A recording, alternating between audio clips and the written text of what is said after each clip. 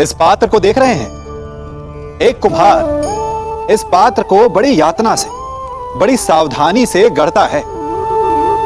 वो इसे अग्नि में तपाता है और इस योग्य बनाता है कि भीषण ताप में ये प्यासों की प्यास बुझा सके।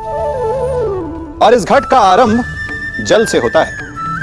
यदि जल ना हो तो इसकी माटी को ना गूंथा जा सकता है और ना ही इसे चाक पर आकार दिया जा सकता है।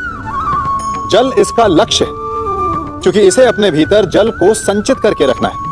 परंतु आरंभ और लक्ष्य के मध्य इसे एक कठिन तपस्या से होकर जाना होता है। इसे ताप सहना होता है, रात भर अलाव में पकता है।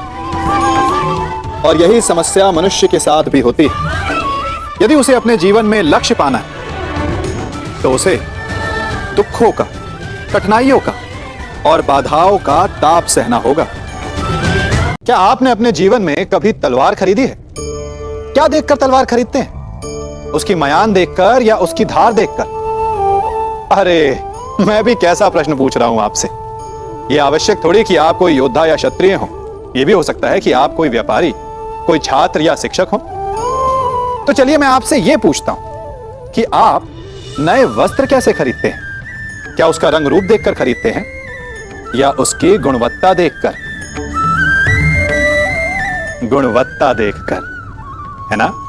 ठीक उसी प्रकार जब आप किसी मनुष्य से मिले तो उसके रंग रूप पर मत जाइए, उसका आचरण समझने की चेष्टा कीजिए, उसकी मेधा, उसकी प्रतिभा का मूल्यांकन करने का प्रयास कीजिए। आपका जीवन बहुत ही सरल हो जाएगा।